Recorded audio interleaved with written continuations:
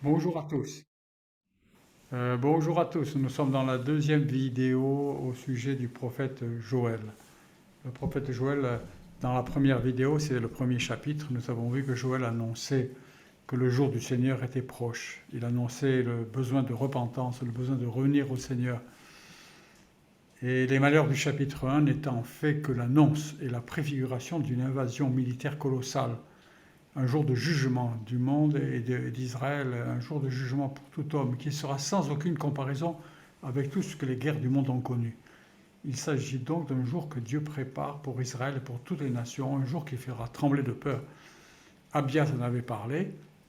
Ce jour de l'Éternel, Joël va reprendre 5 fois l'expression. Sonnez de la trompette, sonnez avec éclat dans ma sainte montagne, que tous les habitants du pays tremblent, car le jour de l'Éternel vient, car il est proche. Vous voyez, la trompette dans l'Ancien Testament, dans le tabernacle, ce n'était pas pour faire de la musique.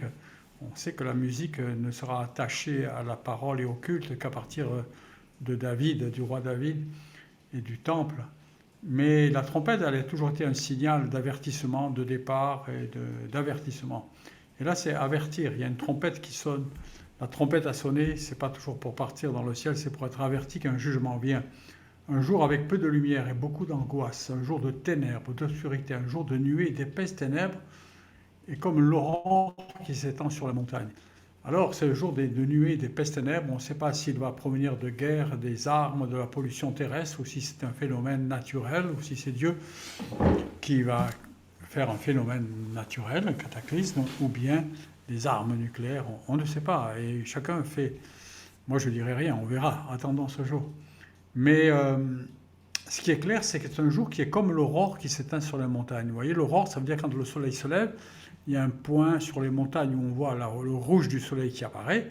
Et vraiment, dans les 3 secondes qui suivent, la lumière envahit tout l'horizon, toutes les montagnes.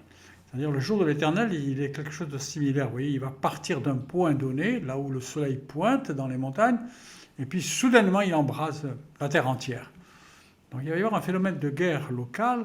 On sait, on peut vendre la mèche tout de suite. On sait que le jour de l'Éternel, c'est la dernière guerre, avant que le Seigneur ne revienne, ne brise, n'arrête les armes, n'arrête la guerre et n'établisse la paix. On sait que ça se passera dans un lieu où il y aura un grand rassemblement. L'Apocalypse nous parle de Armageddon, la vallée de Megiddo. Mais ça va s'étendre. Ça va s'étendre. Le temps de la fin, ça s'étendra au monde entier. Et nous pensons que le prophète Abdias, dont on a parlé dans les 2 premières vidéos, cette petite page du prophète Abdias, il avait le premier parlé de ce jour comme étant un jour de jugement pour toutes les nations. C'était pour Édom, la nation d'Édom, les descendants d'Ésaü, premièrement, mais ensuite Abdias avait élargi dans une vision eschatologique pour les temps de la fin à toutes les nations, à tous les orgueilleux, à l'orgueil de toutes les nations. Et Jésus lui-même, parlant de ce temps de la fin, il parle d'un moment unique dans l'histoire de l'humanité.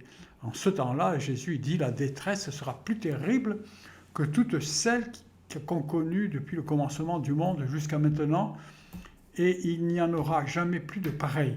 Si Dieu n'avait pas décidé d'abréger cette période, personne ne pourrait être sauvé. Vous voyez, une période de fin des temps, de guerre, qui n'est pas comparable à... Ce sera une tribulation unique dans l'histoire. Elle n'a rien de comparable, il ne s'est rien fait de semblable avant, il ne se fera rien de semblable après. Qu'est-ce qu'elle aura d'exceptionnel? Bien, par exemple, il y aura un peuple nombreux comme jamais, un peuple fort, nombreux, comme il n'y en eut jamais, Joël 2.1.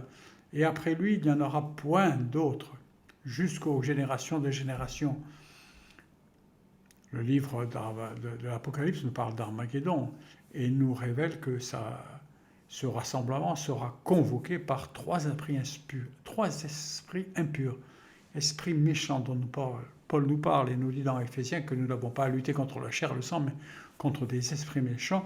Et dans les esprits, on sait qu'il y a une sorte de hiérarchie. Et là, il est question de 3 grands esprits qui vont dominer peut-être 3 continents, qui vont appeler au rassemblement pour monter contre Israël toutes les nations du monde. Et les conduire dans un combat. Je vis sortir de la bouche du dragon et de la bouche de la bête et de la bouche du faux prophète. Le dragon, c'est le diable.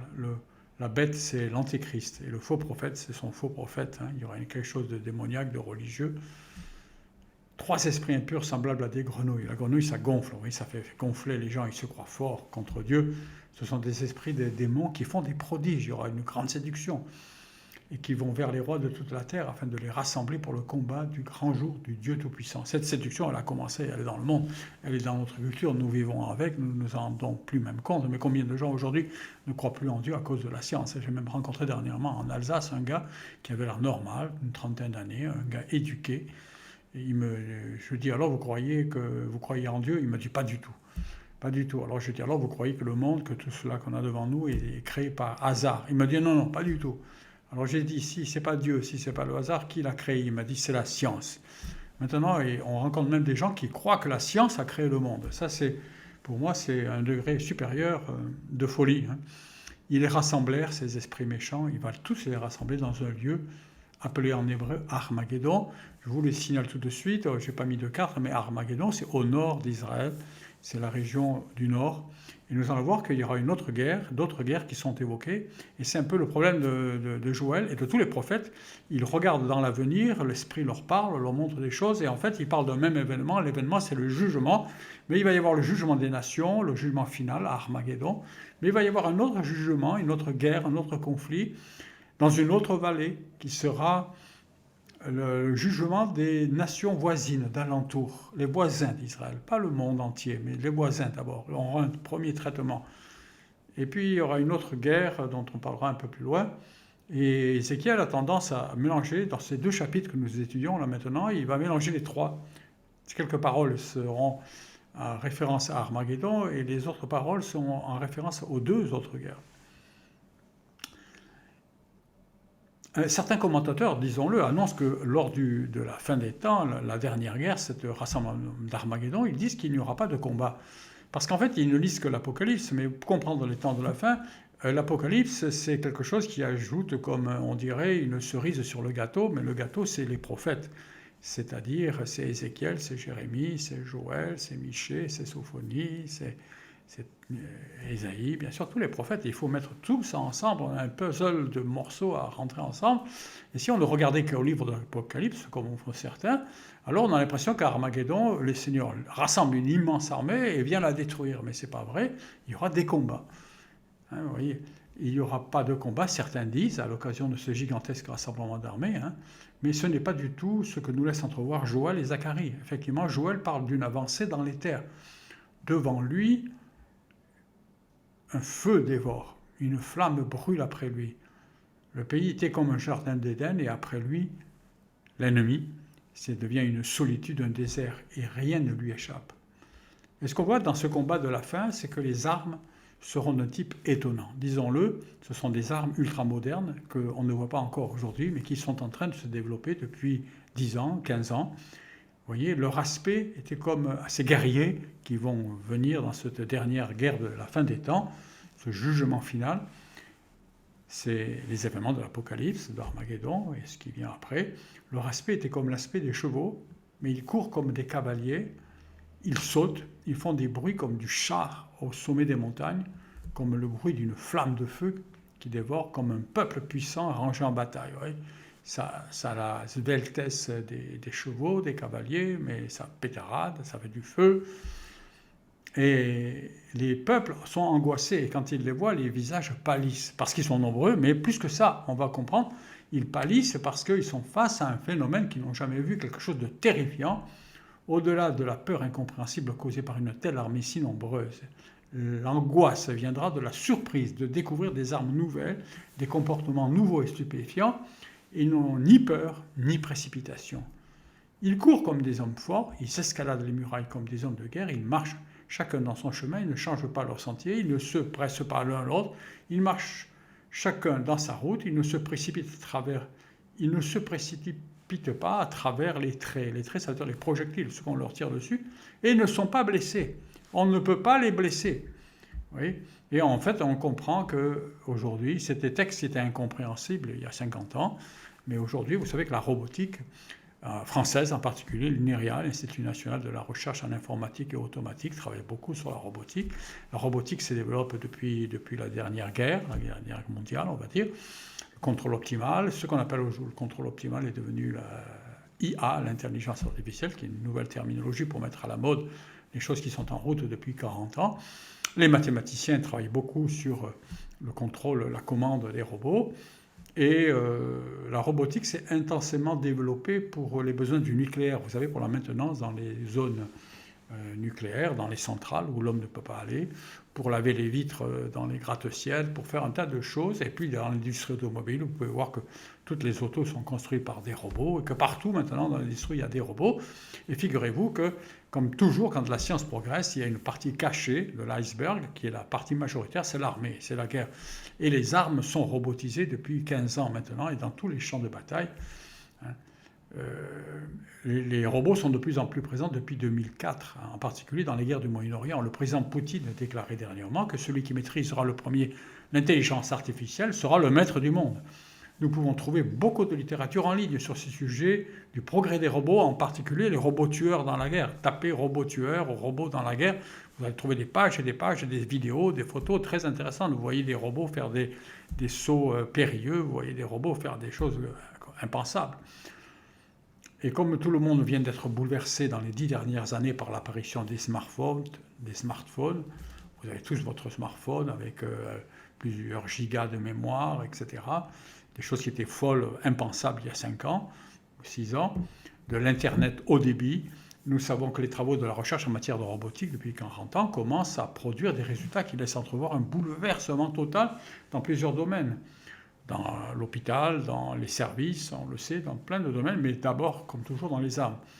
Depuis 2004, l'utilisation de robots est systématique dans tous les combats du Moyen-Orient. Des drones volants et des drones terrestres ont été largement utilisés, en particulier contre l'État islamique. Des zones entières, des gens ont été achevés, écrasés par des engins téléguidés pour que les armées n'aient pas de pertes. Vous voyez.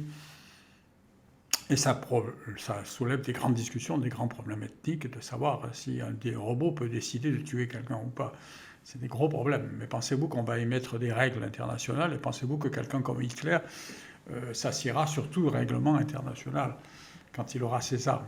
Le fait que ces combattants seront insensibles aux blessures causées par les traits, c'est-à-dire par les projectiles tirés sur eux, ne laisse aucun doute sur le fait qu'il s'agira de robots tueurs. Surtout que c'est en route, que c'est en marche et que ça se fait de plus en plus. C'était déjà utilisé en Afghanistan, avançant calmement, en ordre, suivant le programme de l'intelligence artificielle embarquée qui les dirigera sans aucune notion de peur ni de précipitation. C'est ce que nous venons de lire dans Joël. C'est ça qui va terrifier les gens, de voir des milliers de ces engins qui foncent, qui suivent calmement, qui ne dévient jamais et qu'on ne peut pas blesser. Ils se répandent par la ville, ils courent sur la muraille, ils montent dans les maisons, ils entrent par les fenêtres comme un voleur. Alors ça paraît impossible à des robots, je vous assure, allez regarder en ligne, vous verrez que les robots aujourd'hui commencent à faire de l'acrobatie. Et qu'est-ce qui va arriver dans 10 ans, dans 15 ans, à la vitesse où le progrès accélère.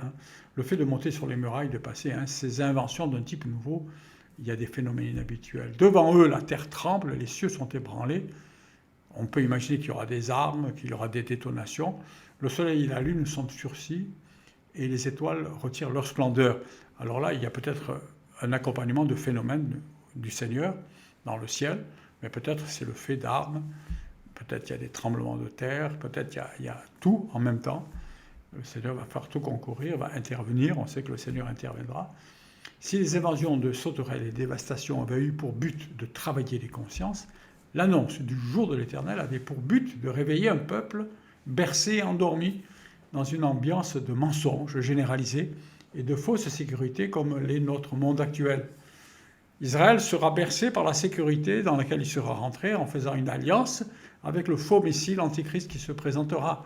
Jésus leur avait dit dans l'évangile de Jean, au chapitre 5, il a dit « Moi, je me présente comme le Fils de Dieu, comme le Messie, vous me refusez, mais il en est un qui viendra en son propre nom, et lui, vous le recevrez. » Et c'est ce qui se sera passé. Et Israël sera installé dans cette paix mondiale, cette Pax Romana que l'Antichrist va établir, avec un contrôle des armes, avec un contrôle généralisé. Et le monde entier, dont Israël, mais le monde entier, sera dans une fausse sécurité, se sentira en sécurité, comme aujourd'hui nous nous sentons en sécurité, parce que lorsque nous allons au supermarché, il y a de la nourriture, mais on ne réalise pas que le système peut se casser et qu'en l'espace de 10 jours, nos rayons de nourriture peuvent être vidés et que notre sécurité tient à rien, à un fil, que l'argent que nous croyons posséder n'est qu'un chiffre inscrit dans un ordinateur qui ne correspond plus à plus rien, que tout est virtuel, que tout tient à la confiance que nous avons dans la confiance. C'est plus la confiance dans le système, c'est qu'il faut que nous ayons confiance, que les gens continuent à avoir confiance.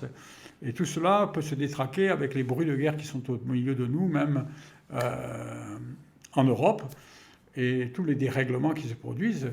Notre sécurité, fausse sécurité dans laquelle nous sommes, est de la véritable inconscience. Et Israël et le monde entier baignera de plus en plus, jusqu'à dans la première période de l'Antéchrist. La fausse sécurité est la racine de tous les naufrages des civilisations passées. Nous passons à Rome. Rome a disparu par pure sécurité, par se croyant en sécurité pour toujours. Mais Ézéchiel nous parle du fait que le péché de Sodome, au départ, ne fut pas la sodomie et tous les excès de la chair qu'on connaît de Sodome. Mais Ézéchiel nous révèle que le problème de Sodome fut son insouciante sécurité. Dans Luc 17, 28, Jésus compara les temps de la fin avec le moment de la sortie de Lot et de Sodome, principalement pour exprimer la soudaineté de la destruction, alors que les hommes ne s'en doutaient pas du tout et que leur péché avait atteint un paroxysme. Mais Ézéchiel 16, 49 expliqua qu'en fait, le péché de Sodome était l'orgueil de la vie dans l'abondance, dans une insouciante sécurité, ne soutenant pas la main du malheureux, de l'indigent. Vous voyez, quand il y a des boat people, des gens réfugiés qui viennent de Libye, qui cherchent à aller. Tout le monde dit qu'ils aillent ailleurs, on s'en fiche. Voilà. Qu'est-ce que c'est tous ces étrangers? Qu'est-ce que c'est tous ces réfugiés? Nous, on est bien là, eux qu'ils crèvent. On est dans une insouciante sécurité, on se sent bien, et on ne tend pas du tout la main aux malheureux et à l'indigent. Cette fausse sécurité, c'est elle qui avait conduit Sodome à devenir hautaine et à commettre les abominations, parce quand on se croit dans cette sécurité, il n'y a plus aucune crainte de Dieu. Alors que le péché du monde grandit chaque jour. Et Timothée, Paul lui dit que les hommes méchants et imposteurs avanceront toujours plus dans le mal, se détournant de la vérité et se tournant vers les fables. Les nations sombrent dans une insouciante sécurité, nourrie par des fables. Plus de la moitié de la population passe des heures par jour à regarder des chéris, des histoires d'amour, des fables, alors que le monde est en train de passer par des heures dangereuses et sombres, qu'une partie de la planète souffre. Et alors que les avertissements et la colère de Dieu montent chaque année, Jésus n'avait-il pas dit que les hommes vont bientôt rendre l'âme de terreur au bruit des eaux et des flots? Mais les hommes sombrent dans les fables. La température du péché va croître, et il en sera comme de la grenouille qui, vous savez, placée dans de l'eau froide, on la met sur le feu, elle se laisse cuire, elle ne sort pas de la casserole, et on est en train de cuire dans le péché, dans cette insouciante sécurité.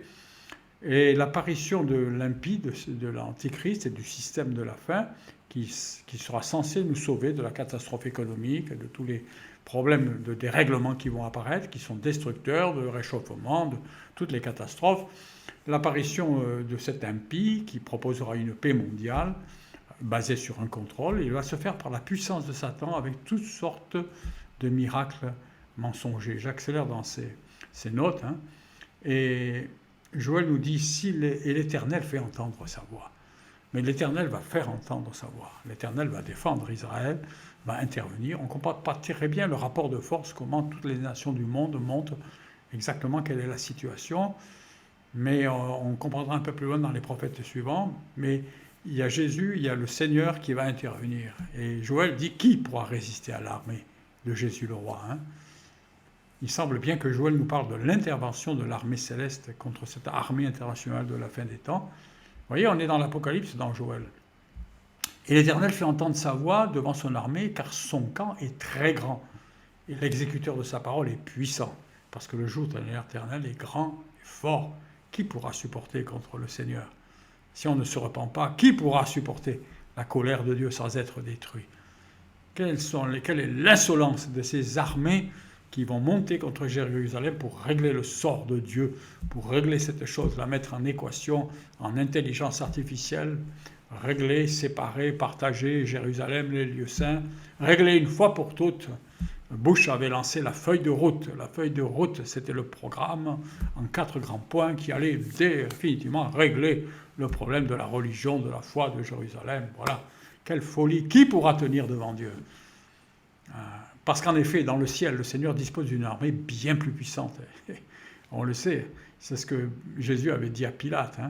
Pilate répondit, moi je suis juif. Et Pilate avait dit à Jésus, ta nation, les principaux sacrificateurs t'ont livré à moi. Qu'as-tu fait?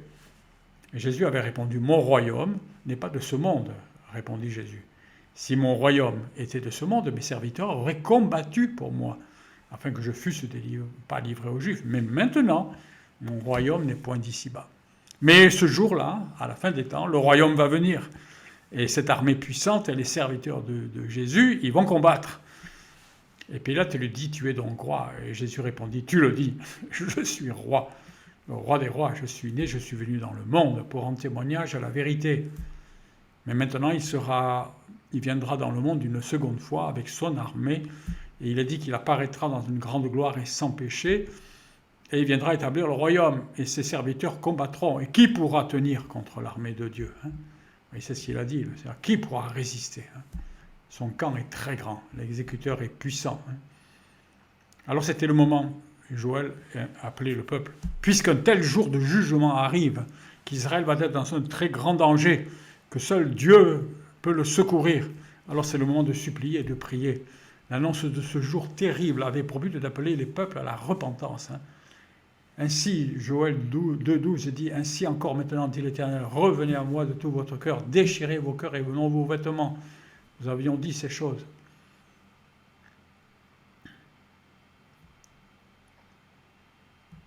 Et au verset 16, il dit, « Assemblez le peuple, sanctifiez la congrégation, réunissez tous les anciens, les jeunes, les enfants, et que tous ceux qui têtent, tous ceux qui sont à la mamelle, les bébés, que tous supplient et prient. »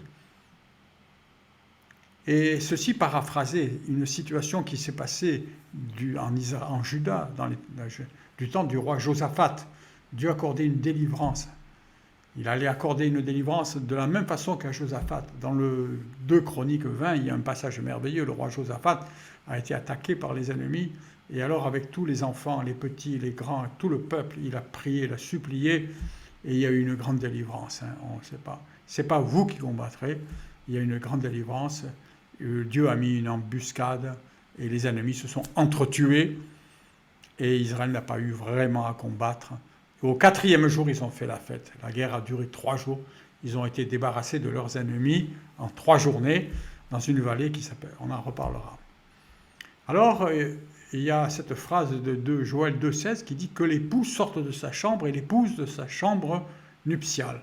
L'époux, qui est l'époux? C'est le Seigneur Jésus. L'épouse, c'est l'Église. Aujourd'hui, nous sommes fiancés. Paul dit, je vous ai fiancé à un époux céleste. Mais à ce moment-là, l'Église sera déjà au ciel. Et au moment où le Seigneur va revenir, au temps d'Armageddon, au temps de la dernière guerre, là, dans ce temps dont nous parlons, l'Église aura été mariée avec le Seigneur. Nous serons allés aux noces de l'agneau. L'Apocalypse nous en parle au chapitre 16. Et à ce moment-là, il y a quelque chose de beau, que l'époux sorte et que l'épouse sorte de sa chambre. Que le Seigneur... Il y a un cri qui a traversé tous les psaumes, on en a parlé... Les prophètes disent, Seigneur, lève-toi, lève-toi. Jésus est assis, il est dans sa chambre. Sa chambre, ce n'est pas une chambre à coucher. La chambre, en français, en vieux français, une chambre, ça veut dire le lieu où tu demeures, le lieu où tu y es. Par exemple, dans le temple, vous savez, il y avait des chambres tout autour. Il ne faut pas penser que les sacrificateurs dormaient en permanence, se couchaient là. Les chambres, ça veut dire que c'était leur lieu de culte. C'est un mot du vieux français. Au Québec, à l'université, quand je travaillais là-bas, j'avais une chambre. Et les secrétaires me disaient, Monsieur Solésio, où est votre chambre? Ça voulait dire, où est votre bureau? Et tant et si bien que la première fois que je suis allé travailler au Québec, en 1976, j'ai eu une ambiguïté parce qu'une jeune secrétaire me demandait où était ma chambre. Je crois qu'elle voulait me voir à l'hôtel où je restais dans une chambre. Mais non, elle me parlait de mon bureau. C'était le lieu de ma fonction. C'est en vieux français. C'est pour ça qu'en français correct, on doit dire une chambre à coucher. Parce qu'il y a des chambres à faire autre chose. Et cette prière fait référence au Seigneur dans le ciel qui sortira pour délivrer, qui reviendra avec son épouse. le Seigneur répondra au cri des prophètes, lui demandant, sans encore le connaître, de se lever, de sortir pour venir secourir son peuple. Isaïe le dit plusieurs fois. L'épouse, les psaumes aussi, l'épouse sera déjà au ciel et déjà mariée, je l'ai dit. Mais vers le temps de la colère, vers la fin, elle sortira et viendra avec son Seigneur. C'est pour ça que dans Isaïe 26, chapitre 26, c'est merveilleux d'Isaïe, c'est le chapitre des questions de la nouvelle naissance. C'est le reproche que Jésus fait à Nicodème de ne pas avoir compris le chapitre 26 qui dit qu'il faut naître de nouveau. Et là, le Seigneur dit, va mon peuple, entre dans ta chambre, dans le ciel, ferme ta porte derrière, cache-toi quelques instants jusqu'à ce que la colère soit passée. Ce qui veut dire que l'Église sera au ciel pendant le temps de colère sur la terre. L'Église sera au ciel, elle sera cachée dans le ciel, dans sa chambre. Dans sa chambre, elle se fera belle pour son époux. Elle sera dans l'adoration, dans l'esprit, dans le parfum, c'est la prière. Et quand la colère sera passée, quand la guerre d'Armageddon, quand ces choses seront finies, alors le Seigneur sort de sa demeure pour punir les crimes des habitants et l'épouse sortira aussi de sa chambre. Le Seigneur répondra à son peuple dans le temps de la fin, lorsqu'il approchera ce jour, l'Éternel, ce jour de l'Éternel, ce jour redoutable. Il faudra que les sacrificateurs implorent le Seigneur, comme il l'avait demandé. Et Joël avait dit, rappelez-vous, que les sacrificateurs pleurent dans les parvis de l'autel, entre l'autel et le portique. L'autel, c'est l'autel des sacrifices, le portique, c'est l'entrée du temple. Et ceci veut dire que dans cette période-là, le temple existera, parce que pour que les prophètes pleurent dans les parvis du temple, il faudra qu'il y ait un temple. Et la question est comment se fera la reconstruction de ce temple. Que les sacrificateurs et les serviteurs de l'Éternel, je vous commente un texte que je n'avais pas encore lu en fait, que les sacrificateurs, les serviteurs de l'Éternel pleurent entre le portique et l'autel en disant « Épargne ton peuple, ne le livre pas ». Vous voyez, le Seigneur va venir délivrer, il va sortir de sa chambre, et puis plus tard l'épouse aussi, l'épouse elle attend que la colère soit passée, et nous reviendrons avec le Seigneur, mais le Seigneur va venir, son exécuteur, on a vu, il est tout puissant, son armée sera toute puissante, mais il viendra parce que Joël donne cet ordre que les sacrificateurs accompliront, ils pleureront, ils supplieront le Seigneur. Il y aura une repentance des sacrificateurs qui diront « Seigneur, viens ». La question, c'est qu'il faut qu'il y ait un temple. Et donc, il faut qu'il y ait un temple, et ce temple sera conçu parce que le prophète Élie reviendra avant. C'est un grand mystère qu'on aborde ici, la reconstruction du temple. Comment va être reconstruit le temple? Est-ce que c'est les rabbins ces jours-ci qui vont le reconstruire? Il y a plein de fake news, de bruit qui court depuis 20 ans que j'entends cela, des gens qui vont à Jérusalem, qui reviennent, ils disent « Frères Orlizio, c'est merveilleux, si vous savez, les rabbins, ils ont fabriqué, il y a des sélections de la vache rousse, il y a ceci, il y a cela qui est préparé. Si vous ne comprenez pas ce que je dis, c'est pas grave. Enfin, il y a toute une préparation déjà aujourd'hui d'excitation en Israël de gens qui veulent reconstruire le temple, mais il ne sera reconstruit que quand Élie, le prophète Élie, reviendra. En redescendant de la montagne de la transfiguration, Jésus expliqua à ses disciples que le prophète Élie doit revenir et que ce serait lui qui serait chargé de tout rétablir. C'est dans Matthieu 17. Qu'est-ce que Élie doit rétablir? Dans la prophétie des eaux d'Ézéchiel 37 que nous vivons depuis 70 ans, c'est-à-dire, on en a parlé beaucoup l'année dernière, c'est-à-dire depuis que la reconstruction, la réapparition, la restructuration de l'État d'Israël, qui est à la recherche actuellement de se donner une constitution qui tienne la route. C'est un État qui s'est construit à l'envers, par la toiture d'abord, et puis maintenant on arrive à chercher à construire les bases, les fondations. Une nation qui est déjà construite à l'envers, ça n'était jamais arrivé. La nation fut rétablie, mais il manque encore le rétablissement du temple et de la sacrificature. Il n'y a pas de temple. Et c'est ça que Élie reviendra. C'est ce que Jésus dit. Jésus dit, je vous le dis, il reviendra, il répond à la question des disciples. Il reviendra et il rétablira toutes choses du temple et de la fonction de la sacrificature. Et lorsque Élie avait fait descendre le feu du temps de Akab et de Jézabel, il était monté sur le mont Carmel, à la fin de la sécheresse, il avait convoqué, et les prophètes de Baal étaient venus, et Élie avait dressé un autel. Et sur cet autel, il avait fait tomber le feu. Et c'est ce qui va se passer. Élie va revenir, il va construire cet autel. Les rabbins ne le comprennent pas, parce que les pauvres malheureux, il leur manque les deux éléments clés pour comprendre ce passage. Il leur manque l'Apocalypse avec le chapitre 11 qui nous parle de ces deux témoins qui vont revenir. Et puis il nous manque l'évangile de Matthieu, dont je viens de parler, où Jésus dit que Élie va revenir, rétablir. Alors ils tâtonnent, ils attendent, ils ne comprennent pas. Beaucoup pensent qu'Élie sera l'un des 2 témoins de l'Apocalypse 11. Moi, par période, je le pense. Un de ces 2 oliviers de la terre qui se tiendra devant Dieu dans ces temps de la fin. Ces temps très difficiles en Israël. Toujours est-il que la certitude est qu'Élie viendra, parce que Jésus l'a dit, et construira le temple et rétablira la sacrificature. Notons que le prophète Élie, ce tishbite bien original par son attitude, qui était apparu à Akab, il était couvert de peau de poils, de bêtes, comme l'était Adam, etc. Il fut envoyé en Israël dans le royaume du nord, du temps de son péché du maximal du nord, lorsque Akab et Jézabel régnaient à Samarie. C'est donc probablement dans un temps semblable que Élie va venir tout rétablir. Vous voyez, comme Élie était venu, il n'était pas venu dans un temps où tout allait bien en Juda, où on marchait avec Dieu. Non, Élie avait été envoyé parce que Akab, à Samarie, Akab et Jézabel avaient fait des abominations devant Dieu. Alors les jugements étaient venus. Et de la même façon, Élie va revenir dans un temps similaire, quand Israël marchera avec l'Antichrist et se tournera vers la science, vers des divinités du monde, et commettra quelque part un adultère de plus, et recommencera la même histoire dans l'adultère avec des idoles. Et déjà Israël était pleinement en train de se confier dans sa technologie et pas en Dieu, dans ses start-up et dans son avance technologique. C'est sa nouvelle divinité. Comme pour nous d'ailleurs, comme pour toutes les nations occidentales. C'est donc probablement dans un temps semblable qu'il viendra tout rétablir. Voilà, je passe. Il y aura les prophètes, etc. Et je voudrais conclure cette vidéo. Ensuite, parce qu'ils auront crié,